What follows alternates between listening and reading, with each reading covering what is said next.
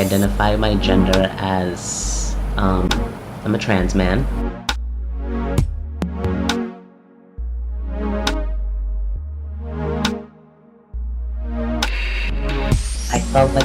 I felt a lot more visible as a queer person.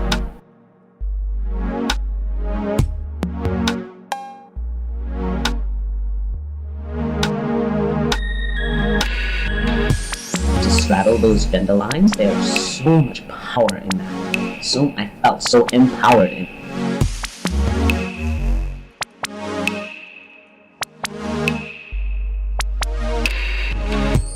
There's so much power in that. Power.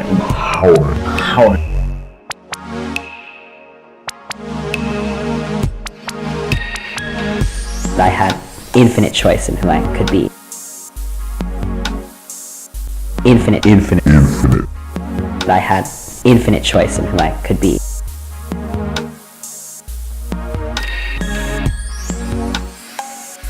I'm much more cognizant and aware as a 23-year-old that I can do things with masculinity and shape it the way I want to, and I don't have to follow these stereotypes. So I'm finding a lot of freedom in being trans and being happy and understanding myself and my gender identity. But it took a long time to get to that point.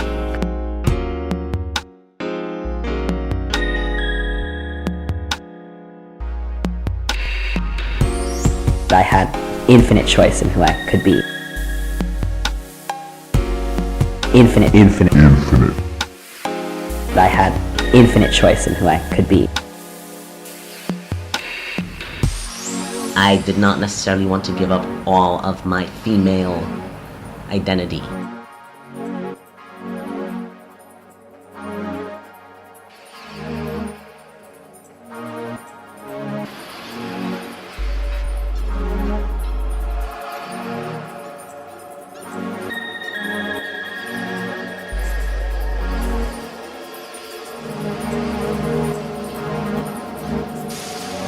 Here I am, straddling those lines.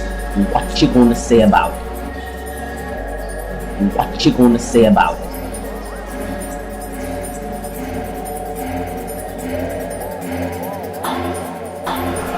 I mean, I can't describe it any other way because that's how I've always described it, as an out-of-body experience. And sometimes there are just no words. Words just what does it look like? Does it sound like? It definitely has this feeling of it's not at the pit of your stomach, it's sort of right below your sternum, and it's almost like this light, burning, pulsing thing that happens. And it also makes you almost feel not human, just a little bit beyond the material, intangible, out there in the universe. It's like you feel like you're amongst the galaxy.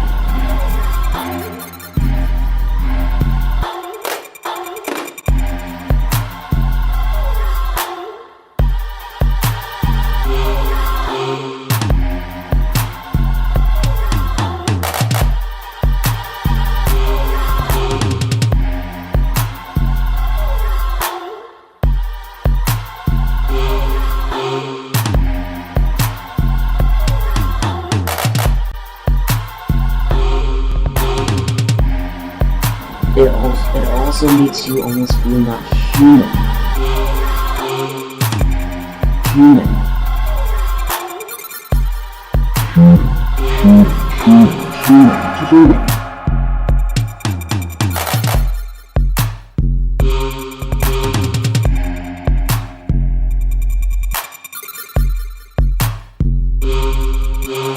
I am part Caribbean and part East Indian or South Asian and part black. East Indian or South Asian. East Indian or South Asian.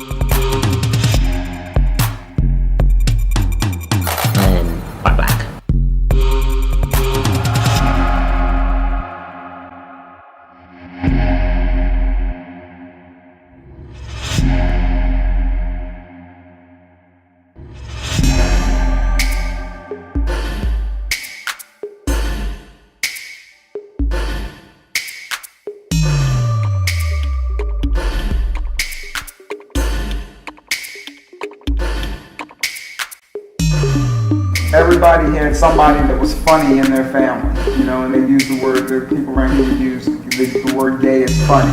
They were different, they were strange, they were the outcast. They were different, they were strange, they were the outcast. They were different, they were strange. They were different, they were strange.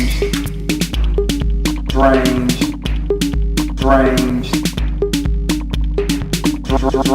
Strange.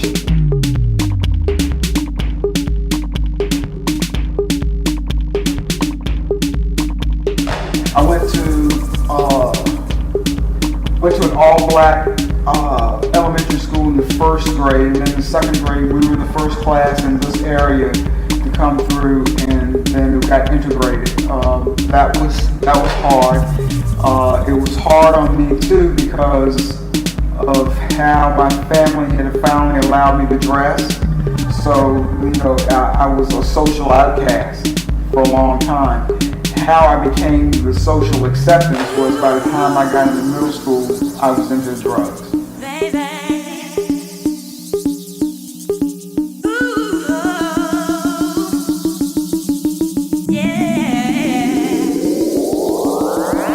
In the second grade, we were the first class in this area to come through, and then we got integrated. Integrated.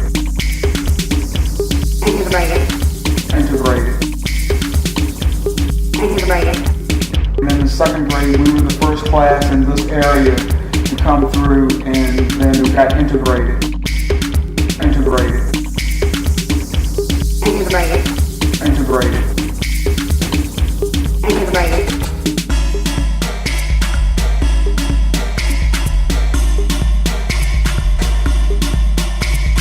I guess I'd always known that there was this masculine core to me, and I just didn't know what was an acceptable way to unleash it.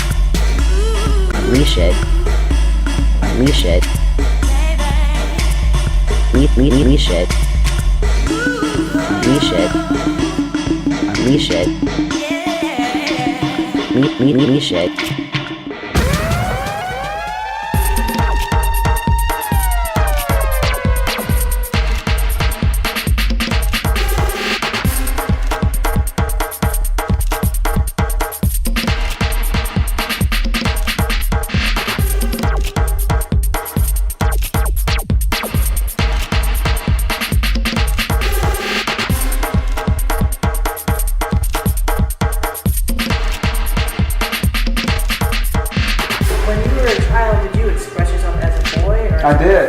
I did.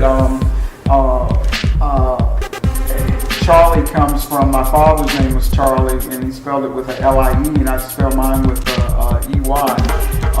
But that's who I was, you know, and I didn't have to do that in front of anybody because I was always so playing by myself, but that's who I identified myself as when I was a little kid, was this little boy. I mean, the baseball caps were my best friend. It made me feel so masculine to put the cap on and the shorts and the t-shirts and be that little boy.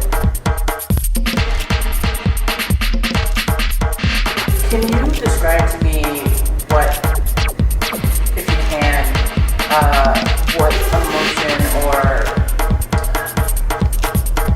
like when you put on the cap, what transformed you? I was the kid. I was that little boy. I was tough. I was rough and ready.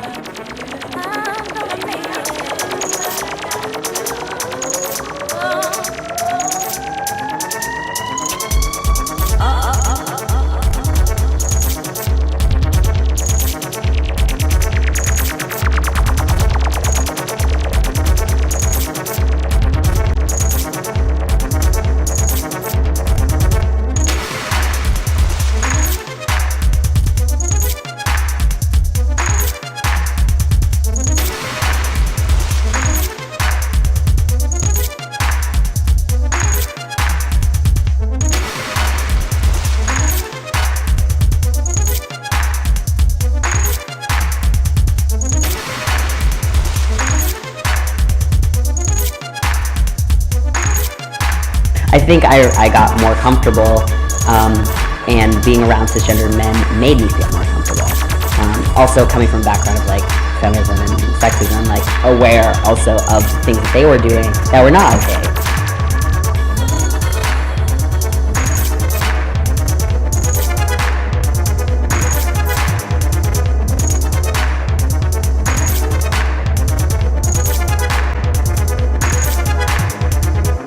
I guess being on testosterone has really like hasn't challenged my feminism. It's challenged the beliefs that I've had about females and feminism and how females see the world and how like males see the world in a way that I think both have both have some right points, accurate points, but most of the time they're missing the mark completely.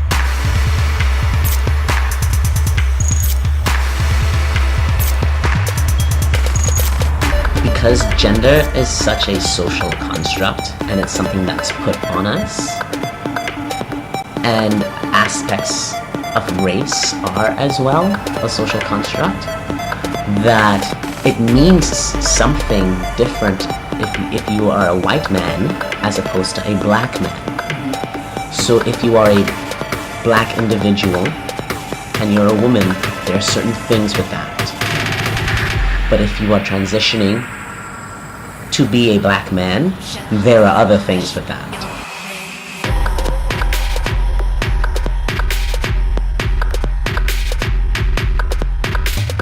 But we're constantly striving to illustrate and demonstrate that our experience in transition is different. Typically, our white counterparts will transition and go from being not heard to heard and listened to, heard and seen as superior in a way, and what they call the male privilege. Overall, it's more of a struggle, and I'm seeing some of that in the workplace. I'm seeing some of that in personal circles, to more or less prove yourself and prove your worth and prove your knowledge and prove so much more than it was before.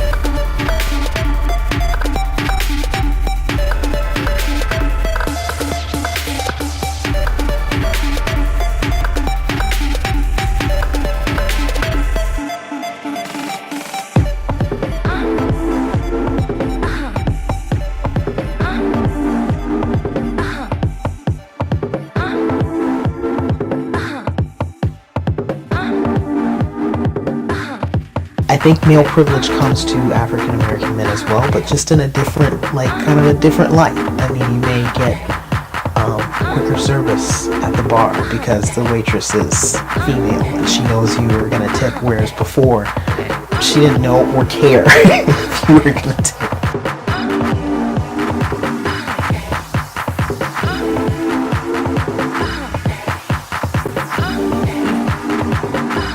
That's pretty complicated. I'm very multiracial. My parents are from South Africa, so they were grouped as colored people in South Africa, which meant that they were neither black, nor white, nor Indian, and they were somewhere in between. They were the mixed race of African people, and that all happened because of colonization. So I am probably, most likely, Malaysian, Dutch, Indonesian, Indian, Portuguese, native South African, and maybe a few other things, but that's crazy. That's a lot. It's a mix.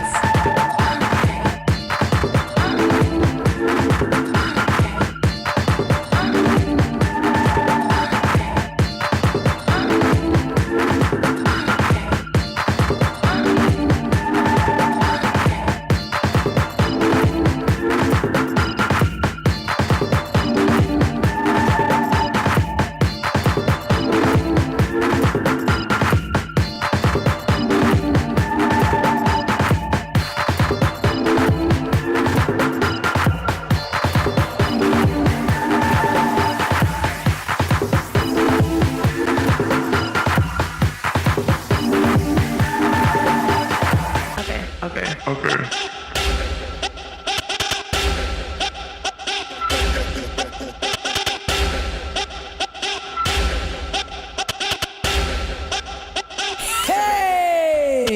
mean, there are physical limitations, as in like anxiety-inducing spaces, sororities and fraternities, gendered spaces, gender bathrooms, being in a lot of spaces where it's mostly straight, heterosexual, cisgender people who don't necessarily understand what it means to be trans.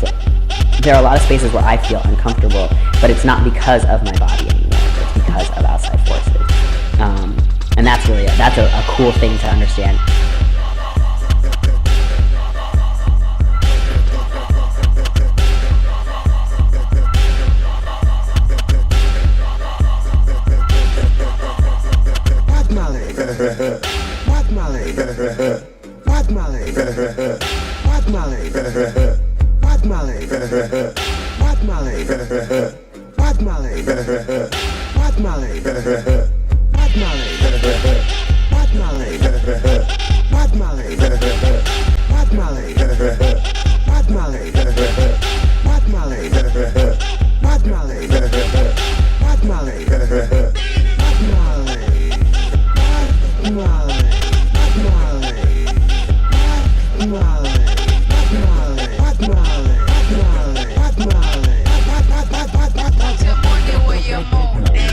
Before I started to try really hard to stay very much in the queer community.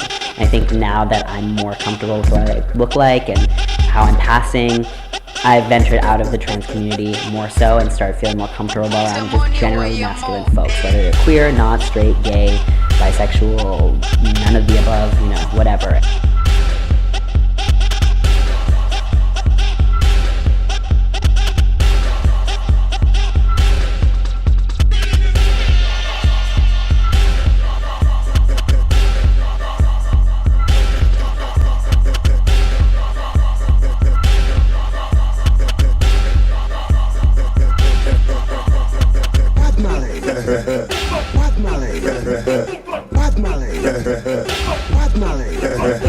I have not used a male bathroom yet. What do you expect? I think I'm gonna come out pulling my pants up, just like, hey, this is exactly what I did. I've done it. Hey, this is exactly what I did. I've done it. Hey, this is exactly what I did. I've done it. Hey, this is exactly what I did. I've done it. I've done it.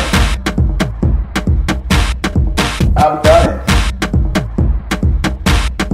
I've done it. Done it. Done it.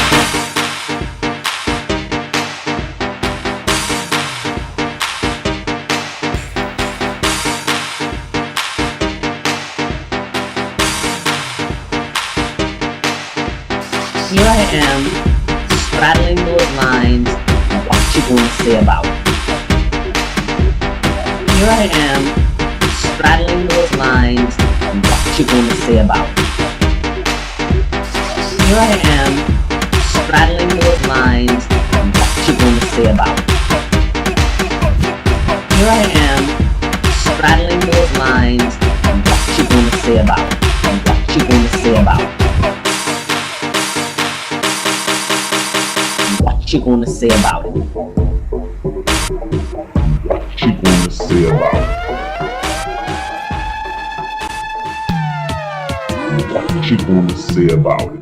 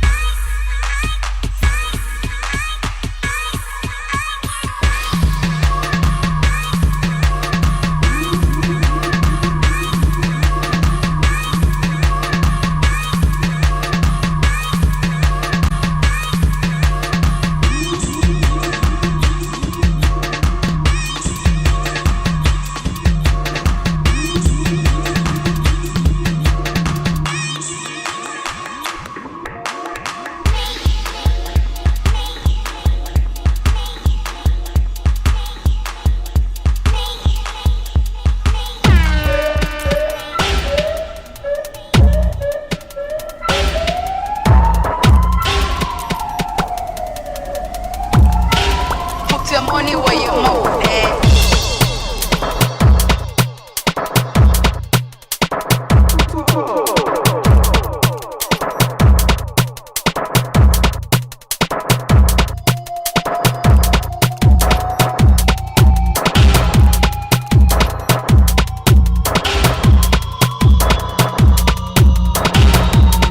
At 17, my parents put me in a mental institution, hoping that they could change me into being, as my mother said, we need to find your inner female self. So they put me in these mental institutions, which in the end result, I became so depressed that they gave me shock treatment. And I can remember hearing the doctor tell my mother that I had a gender problem, and that I didn't know who I was, and that they thought maybe this treatment might help me erase some of my memory of being a male and become a female. I was in the hospital for about 6 months.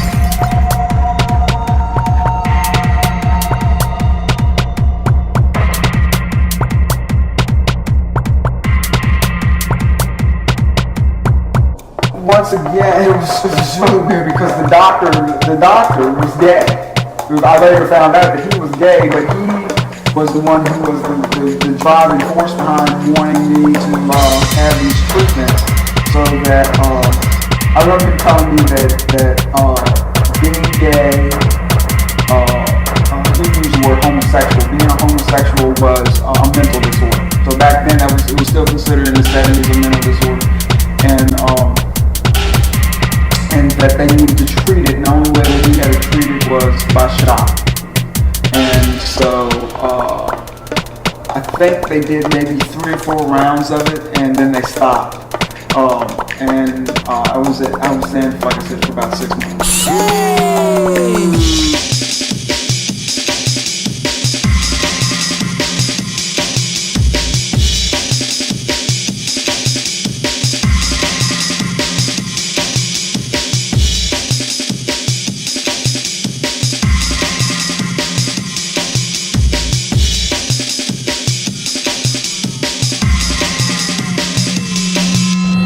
I was only allowed to come out and graduate from high school that summer, and then I went right back to the hospital.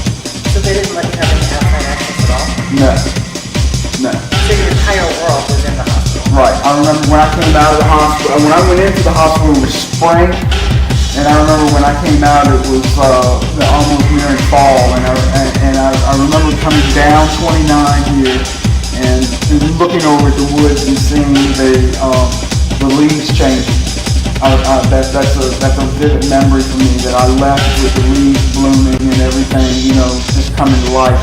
And when I got out of this hospital, everything was, the colors were vivid for fall, and I had lost 6 months of my life.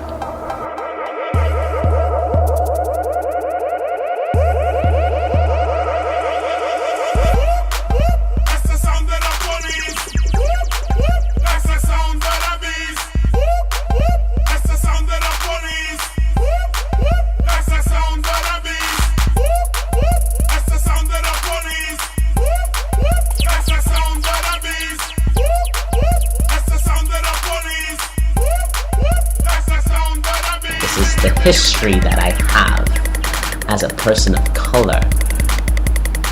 Why am I not proud of me just the way I am? This is the history that I have as a person of color.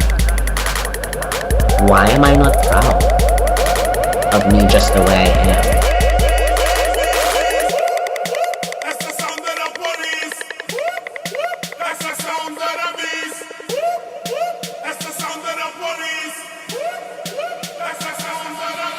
Watched a documentary just a couple nights ago that said it was about the new slavery, and it was in the kind of the Jim Crow South when there was sharecropping and whatnot. And what would happen was they came up with all the laws that in certain southern states about whether black men could loiter, what they could do, what they couldn't do, where they couldn't be, and if you got caught, you would get arrested and there would be all these court costs and this cost and that cost, and they didn't have money to pay it. So what they do is you can go and work on Mr. So-and-so's farm to pay off your debt because you have a debt to this town or to this court or whatever. But that would never happen. So it was the new way to bring back slavery. Eye-opening numbers. The latest estimates by the Bureau of Justice putting the number of imprisoned African-American men at more than 846,000, while black men account for roughly 6.5%. Think about it, even now, there's prisons that are privately owned. They have to have prisoners in them. So, they have to arrest you, arrest somebody, put them in jail so that they can get money from the state, because if they don't have prisoners, they can't create the jobs. But who do they want to go to jail? Oh, that is so deep. So who else is gonna go to jail? So it still exists today, and we're sitting on the couch and we're watching the show and we're looking at each other, and I'm like, she's like, you know what you signed up for, right? I'm like, I know.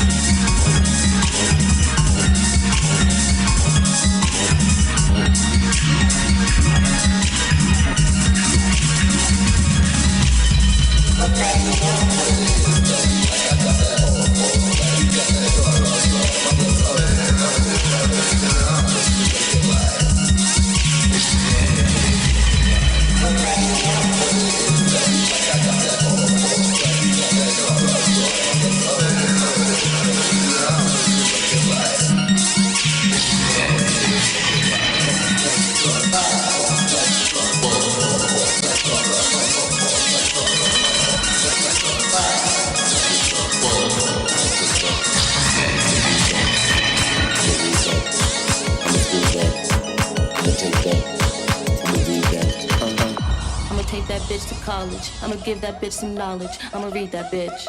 I'ma read that bitch. I'ma read that bitch. I'm that bitch. I'm that bitch. I'm that bitch. I'm that bitch. I'm that bitch. I'm that bitch. I'm that bitch. I'm that bitch. It's gonna be cohesive. It's gonna be my thesis. I'ma read that bitch. I'm that bitch. I'ma read that bitch. I'm that bitch.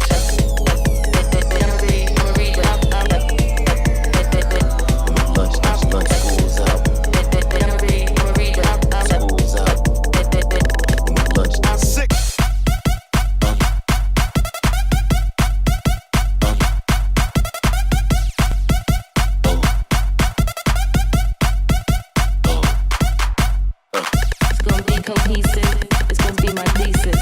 I'ma read that bitch. I'm that bitch. I'ma read that bitch. I'm that bitch.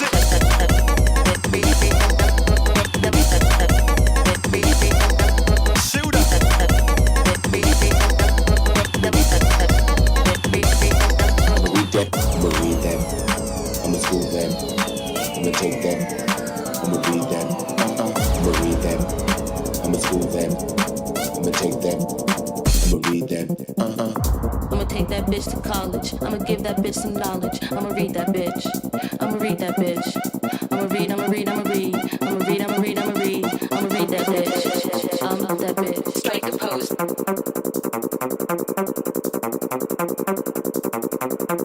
Strike a pose.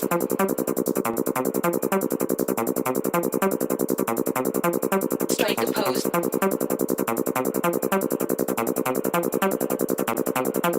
Strike a pose.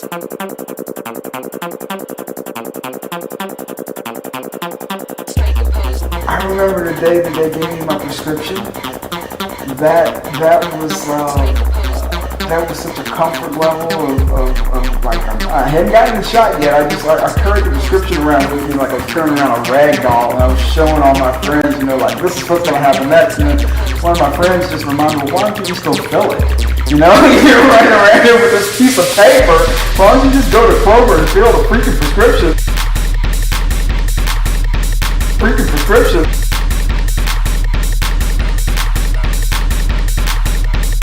I hadn't gotten the shot yet. I carried the prescription around with me like I was turning around a rag doll. Freaking prescription.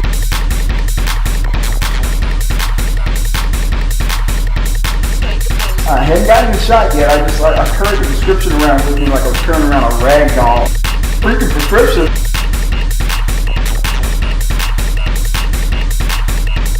I hadn't gotten the shot yet. I carried the prescription around with me like I was turning around a rag doll.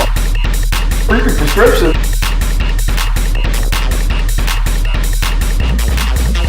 Masculine core to me. Masculine core to me.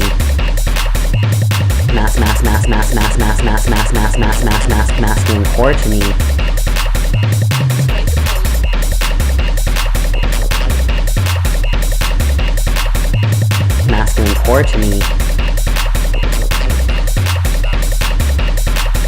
Masculine core to me.